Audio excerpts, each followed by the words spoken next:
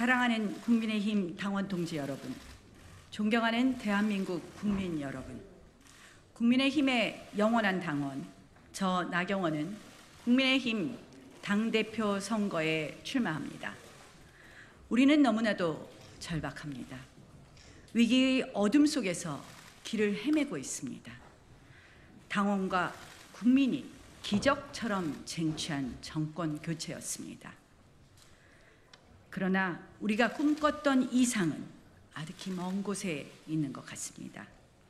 그러나 절대 무기력해지지 맙시다. 아직 좌절하기에는 이릅니다. 우리는 더 이상 지지 않습니다. 보수의 가치는 단 한순간도 패배한 적 없습니다. 이승만 대통령의 국민의힘입니다. 박정희 대통령의 국민의힘입니다. 우리 손으로 만들고 우리 힘으로 일궈온 역사입니다. 국민을 지키고 대한민국을 지켜내야 합니다. 그래서 반드시 보수 재집권에 성공해야 합니다.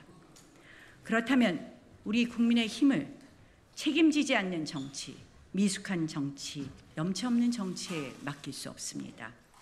국민의 힘은 제대로 바꿀 수 있는 사람, 정말로 이길 수 있는 사람이 필요합니다. 저는 바꿀 사람, 이길 사람입니다. 지난 저희 정치 여정이 분명히 보여드립니다. 저는 이길 줄 아는 사람입니다.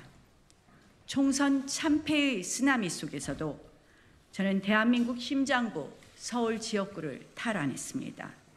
이재명 대표, 조국 대표가 사정없이 들이닥쳐 저를 공격했지만 통쾌한 압승을 거두었습니다.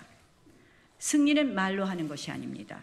승리는 결과로 입증하는 것입니다. 이겨본 사람만이 이길 수 있습니다. 이기는 길을 압니다. 총선 패배를 자초한 오만을 다시 반복할 수는 없습니다. 시행착오를 감당할 여유는 이제 없습니다. 수도권 생존 5선 정치인의 지혜, 전략, 경험을 오롯이 보수 재집권을 위해 쏟아붓겠습니다. 실력과 역량으로 다시 국민의 신뢰를 쌓겠습니다. 여론을 우리 편으로 만들어 전국의 주도권을 가져오겠습니다. 고물가, 고금리를 해결하는 민생 경제 정당, 저출생, 저성장을 극복하는 유능 정당, 양극화와 불안을 해소하는 개혁 정당으로 바꾸겠습니다. 매력적인 대안과 정책으로 야당을 압도하겠습니다.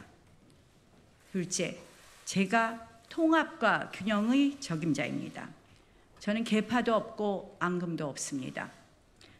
줄 세우는 정치, 줄 서는 정치, 제 사전에는 존재하지 않습니다. 자유롭습니다. 각 세울 것도 눈치 볼 것도 없습니다. 그런 제가 진심으로 윤석열 정부를 성공시킬 수 있습니다. 조건 없이 힘과 마음을 합쳐 어려움을 극복할 것입니다. 부족함과 실수가 있다면 과감히 고쳐 나갈 것입니다. 당정 동행, 밀어주고 끌어줄 것입니다. 판단의 절대 기준은 오직 민심입니다. 국민이 옳다고 하는 대로 함께 가겠습니다. 다행스럽게도 우리 국민의힘에는 훌륭한 대권 주자가 많습니다. 그들이 빛나야 합니다. 당대표는 묵묵히 대권 주자를 빛나게 해야 합니다. 계파 없고 사심 없는 제가 그 적임자입니다. 셋째, 언제나 흔들림 없이 보수를 지켜왔습니다. 뿌리 깊은 나무만이 시련의 계절을 견딥니다. 국민의힘은 더 깊고 튼튼한 뿌리가 필요합니다. 22년 전 우리 당에 들어와 지금껏 단 한 번도 우리 당을 떠난 적이 없습니다. 어려운 선거마다 당을 위해 희생했고 헌신했습니다.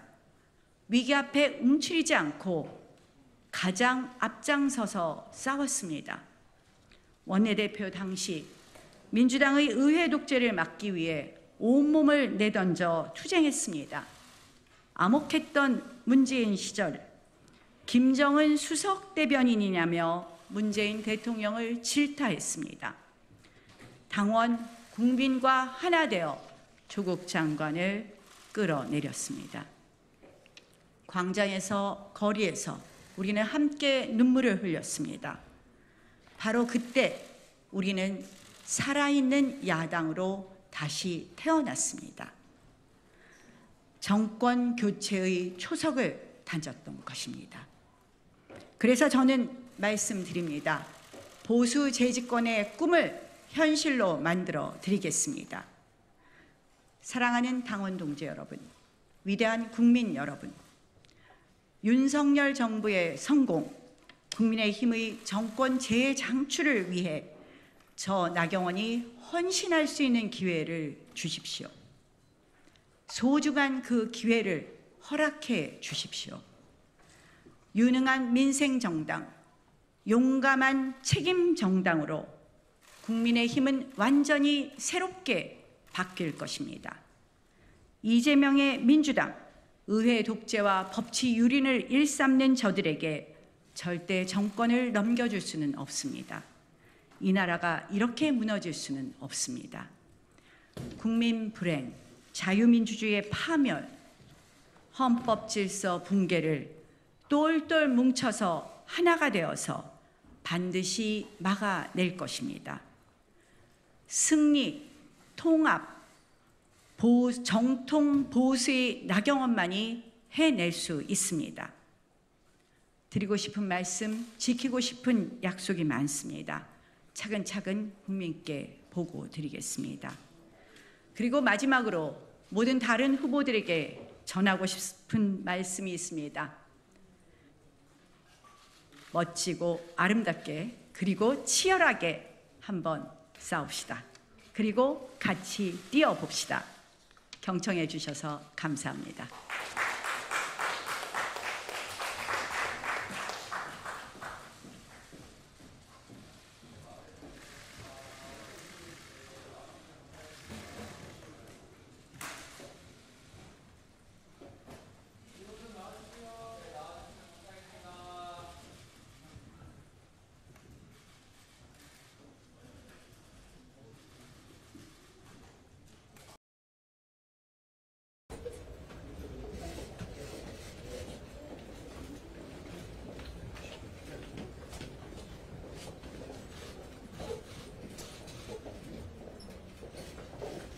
워딩 하나만 먼저 확인만 좀 부탁드리고요. 방금 투표관에서 총선 패배를 주한 오판을 오판이라고 읽었는데 자, 5판입니다. 네, 다시 읽을까요? 오판이 맞는 네, 예.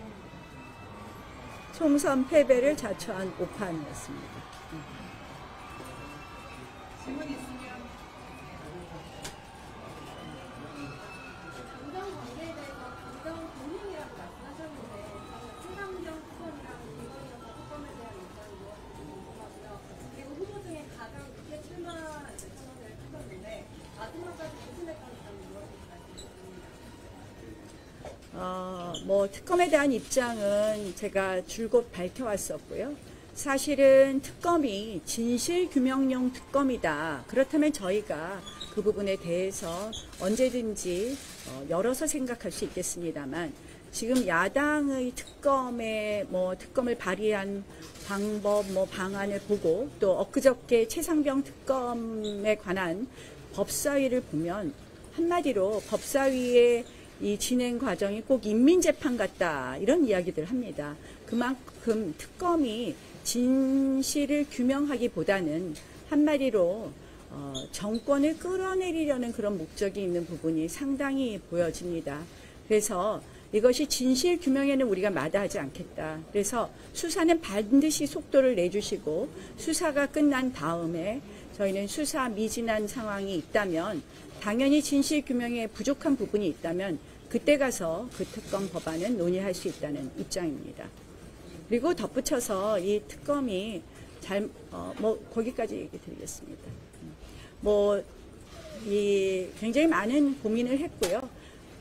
결정을 하는 것이 늦어진 것이라기보다는 발표하는 데 늦어진 것은 좀 더 많은 민심을 듣기 위한 또 좀 더 많은 당심을 모으기 위한 그런 과정이었다. 이렇게 이해해 주시면 되겠습니다. 대표님, 당대표는 묵묵히 대권 주자를 빛나게 한다라고 말씀하셨는데요. 그러면은 2026년 지방선거나 2027년 대선에 대통령이 출마를 안 하실 거예요? 뭐 참 많은 고민을 했습니다. 사실 저한테 있어서 대권의 꿈도 정말 접을 수 없는 소중한 꿈이었습니다. 그러나 지금 당이 너무 어렵고 당은 정말 절체절명의 위기라고 생각을 합니다. 그래서 저 나경원은 대선에 출마하지 않기로 했습니다. 그리고 이번 당대표를 맡아서 우리 정당을 정말 제대로 바꾸고 그래서 2027년 대선에서 반드시 이길 수 있는 정당의 기초를 만들겠다는 말씀을 드립니다.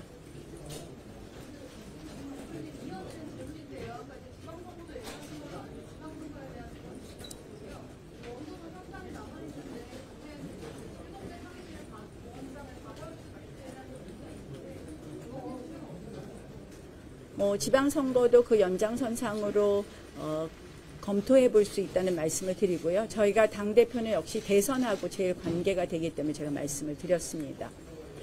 실질적으로 당대표가 대선 주자가 맡을 경우에 결국은 이 사심으로 인해서 사심이 공심보다 앞설 수밖에 없다. 결국 당 운영이라든지 이런 부분에 있어서 여러 가지 우려사항이 많다는 부분을 다시 한번 말씀드립니다. 두 번째 원구성에 대해서는 저는 기본적으로 처음에 야당이 법사위까지 국회의 오래된 관행을 완전히 파괴시키면서 법사위까지 가져간 부분에 대해서 저희가 강력하게 이 부분에 대해서 투쟁하고 다시 받아와야 되는 것이 맞지만 현실적으로 지금 국회를 비워놨을 때 한마디로 지난번 최상병 특검 법안이 논의되는 법사위를 보니까 저희가 그대로 방치할 수만은 없다고 생각을 합니다. 저희가 굉장히 지금 이 의회 독재의 수준이 우리가 상상을 초월하는 쪽으로 지금 의회가 움직이고 있습니다. 이 부분 저희가 저는 이제는 저희가 의회에 들어가서 싸우는 것이 맞다라는 생각입니다. 네, 의원님 12사단 훈련병 사망 관련해서 개인적으로 많은 관심이 많으신 걸로 알고 있는데 해당 사건 이후에 차라리 항명을 해라는 목소리가 나올 정도로 차라리 국민들의 군에 대한 신뢰가 굉장히 바닥에 떨어진 상황이거든요. 이런 상황에서 정치권의 역할은 무엇이라고 생각하시면 궁금합니다. 저도 조문을 다녀왔습니다. 사실 군대에 아들을 보내봤던 엄마로서 정치인이기 이전에 엄마로서 굉장히 마음 아픈 일이었고 다시는 있어서는 안 되는 일이라고 생각을 합니다. 근데 늘 저는 우리가 여러 가지 그동안에 이런 있어서는 안 되는 여러 가지 사건 사고에 대해서 모두들 감정적으로 분노하거나 감정적으로 위로하거나 하는 마음들은 있는데 그 다음에 후속 조치에 늘 미흡했던 것이고 그것이 반복되는 것 같습니다. 그래서 우리가 이제는 감정적으로 위로하고 분노하는 것을 넘어서서 근본적으로 다시는 있어서는 안 되는 이러한 일을 재발을 방지하기 위한 일종의 군대 시스템 점검부터 시작해서 우리가 하나하나 따져서 제도 개선 안을 빨리 만들어내는 것이 중요하다고 생각을 합니다. 의원님, 총선 패배의 오판이라는 부분은 한동훈 전 비상대책위원장이 경영한 게 맞는지 여쭤보고 싶고요. 또 원희룡 후보가 이른바 윤심 지지를 통해서 지금 대표에 나왔다 이런 얘기가 있는데 친윤계 의원들과 행보를 또 같이 하고 있는 부분이 있어서 이에 대해서 좀 어떻게 생각하는지 알겠습니다. 원희룡 후보가 친윤계 의원하고 같이 한다. 자, 첫 번째 질문은 알아서 해석하십시오. 이긴 사람 또 이겨본 사람은 나경원밖에 없는 것 같습니다. 한 명은 인천 계양구에서 패배하신 것 같고 한 명은 전국 싸움에서 패배하신 것 같습니다. 그래서 제가 이겨본 사람 이재명 대표가 자기 지역구 말고 제일 많이 왔다 그랬죠. 8번 왔었는데요. 이재명 대표를 이긴 사람은 나경원밖에 없지 않나 이런 말씀 드리고요. 두 번째 친윤 비윤 이런 이야기 계속 나오는데요. 저는 이 당대표 선거에 이 대통령을 자꾸 끌어들이는 이런 미숙한 정치가 좀 없어져야 되겠다는 생각을 합니다. 뭐 대통령과 통화했다, 뭐 했다부터 시작을 해서 이 대통령을 끌어들이는 선거가 한마디로 당이 이 당정 동행하기보다는 뭐 우리가 이미 실패가 입증됐다고 할 수 있는 당정 일체가 되거나 아니면 지나친 당정 갈등을 이렇게 좀 갈등의 걱정을 좀 완화시키기 위한 수단으로 쓰는 것에 대해서 저는 굉장히 미숙한 정치다 이렇게 생각을 하고요. 그런 의미에서 저는 뭐 이제 그런 뭐 이렇게 우리가 개파 얘기하는 거 이제 좀 넘어서야 되는 것 아닌가 이런 생각합니다. 대표님 아까 최상병 특검에 대해서는 말씀을 해주셨는데 혹시 김건희 여사 특검에 대해서는 입장이 따로 없으신가요? 저는 수사 절차 진행 중인 것으로 알고 있습니다. 수사가 종료된 이후에 진실 규명이 미흡하다면 그 다음 특검에 대해서 논의할 수 있다고 생각합니다. 관련 질문 하나 드리겠습니다. 북한 러시아가 지금 동반장 단계로 접어들었는데 한반도 안보가 굉장히 위중하다고 외신에서 보고 있습니다. 앞으로 대표님이 계신다면 이 국회를 어떻게 활용을 해서 남북 관계를 어떻게 뭐 좋은 질문 하셨습니다. 사실 대한민국의 위기라는 것이 대내적으로는 민생 위기 또 경제 위기도 있지만 또 거기에 이제 사회 갈등과 양극화의 위기 또 우리가 미래를 준비할 수 있는 미래의 가장 중요한 이슈인 인구 위기, 기후 위기가 있겠지만 결국 대외적으로는 지금 대한민국의 안보라든지 이런 국제 정세에 대해서 어떻게 대응하느냐가 가장 중요할 거라고 생각을 합니다. 이와 관련돼서는 최근 핵 문제에 대한 여러 가지 논의가 시작이 되고 있는데요. 이러한 부분도 국회 상임위를 통해서 또 국회 내에서 우리가 특히 안보 문제에 있어서 여야가 일치된 목소리를 내지 않는다는 부분, 외교 문제에 있어서 여야가 일치된 목소리를 안 내는 유일한 국가가 대한민국입니다. 이러한 부분을 넘어서 정권에 따라서 바뀌지 않는 우리 대한민국의 안보 외교 정책에 합의된 외교 안보 정책을 만들어가는 데도 노력하겠다는 말씀 드립니다.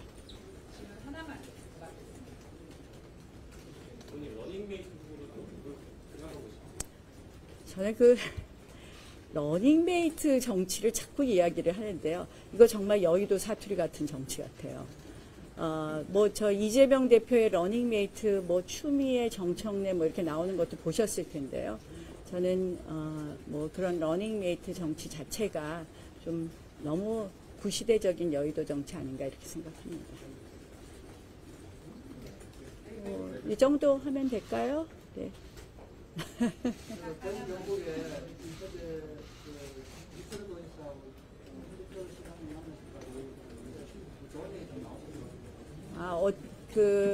저는 사실은 이제 마지막 출마 선언 전에 우리 당을 지켜왔고 대한민국 보수 가치를 지켜왔던 대구 경북을 방문했었습니다. 그 대구 경북의 뭐 경상북도의 이철우 지사님 먼저 만났고 또 대구의 홍준표 시장님 만났는데요. 두 분 다 이미 언론에 보도된 것처럼 뭐 사실상 상당한 지지와 격려를 해주셨고요. 뭐 거기까지 이야기하죠. 언론에 보도된 내용 보시면 될 것 같습니다. 뭐 이제 이 정도 하면 안 될까요?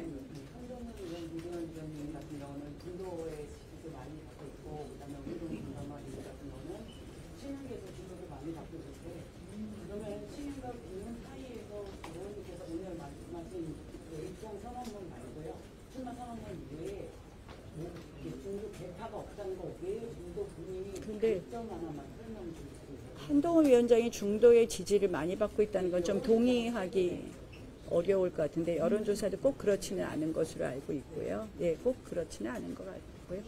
뭐 제가 늘 이야기하지만 지금 이렇게 선거를 앞둔 당 대표는 뭐 원내가 하시던 원외가 하시던 상관이 없습니다. 국회의원이든 아니든 상관이 없습니다. 왜냐하면 선거를 앞뒀을 때는 우리가 밖에 나가서 현장에 가서 이야기들을 많이 합니다. 근데 지금은 주 전장터가 국회입니다. 국회에서 지금 각종 특검법부터 시작해서 국회에서 여러 가지 싸움이 벌어지고 있습니다. 저는 이런 생각을 해봐요. 교섭단체 대표 연설은 국회의원인 당대표와 원내대표가 번갈아 가서 합니다. 저쪽은 국회의원이라서 당대표 선거를 국회 본회의장에서 하는데 우리 쪽 당대표는 본회의장 교섭단체 대표 연설을 할 수 없다. 그 자리에 설 수 없다면 그거 자체가 굉장히 기울어지지 않을까 하는 생각을 합니다. 이런 정도까지 말씀드리겠습니다. 예, 앞으로 열심히. 고용사회위원회 부위원장 내려오실 때 네. 선거에 사업이 있었는데 그때 그동안 남아 계신 거 제가 아까 말씀드린 것처럼 이제는 저희가 그런 일이 다시는 있어서는 안 되겠지만 그런 건 또 다 잊어버려야 되는 것 아닌가 이런 생각합니다. 네, 고맙습니다. 앞으로 잘 부탁드립니다. 관심 있게 봐주시기 바랍니다. 고맙습니다. 네.